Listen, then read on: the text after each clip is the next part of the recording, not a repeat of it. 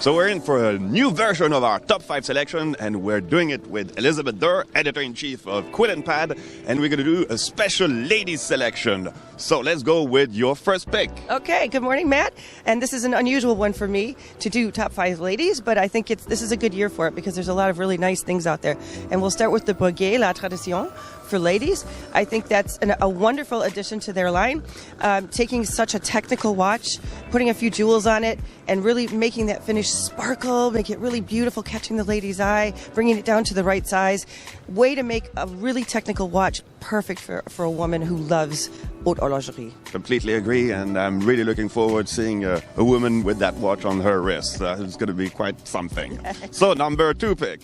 Oh, this was a hard one. I had to pick one from Faberge because their ladies collection this year is so stupendous. Of course, we couldn't take the Peacock again because we've already had that, but there's a new watch called the Lady Altruist. And it's also got a movement by Agenor in it. So it's really highly complicated, beautifully made, customized for Faberge. And the big thing is this beautiful customization that you can do on the dial. So there's a new technique they've discovered, how to use metal over sapphire crystal, and they can make a very small pattern right in the middle of the dial that's only visible if you really, really look at it. Right now, the one they're showing has a little man in the moon on it, and you can really only see it if you look very, very closely.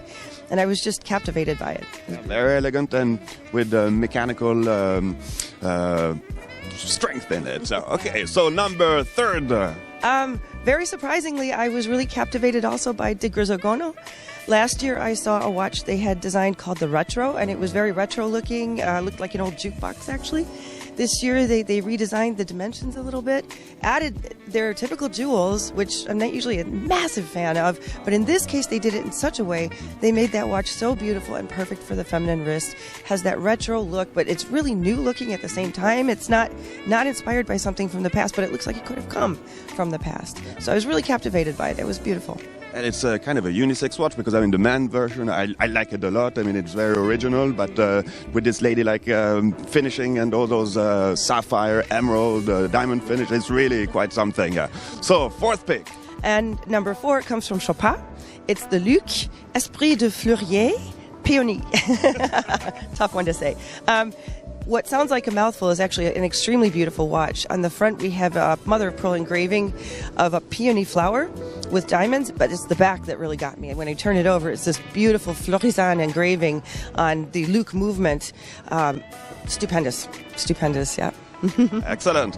And number 5? Number 5 was another one that caught my eye for its transparency, really. It comes from Bulgari. It's the brand new Serpenti Incantati, which is the redesigned Serpenti in the round case, with just the barest hint of a tail that comes down off of the case toward the strap. But this tourbillon is basically the tourbillon Lumière from Bulgari. It's beautifully transparent, skeletonized in this case with just the right amount of jewels. It's really, really beautiful. For someone who loves mechanics, it's the right thing. And I know we can't do this because it's a top 5, but I'm going to put a special mention out there for the Fiona Krüger Petite Skull.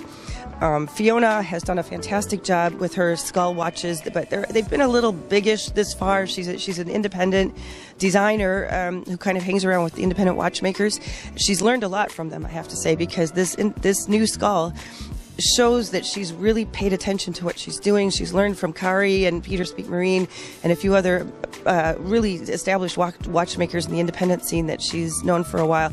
And she's taken that and made it her own. Really, this little petite skull is the dial finishing, the new hands, the redesigned crown, and the smaller size really make it a beautiful, unique piece. Definitely a very original watch. So thank you very much, Beth, for this, for your selection. And I hope you have a nice end of this fair. You as well. Thank you. See you.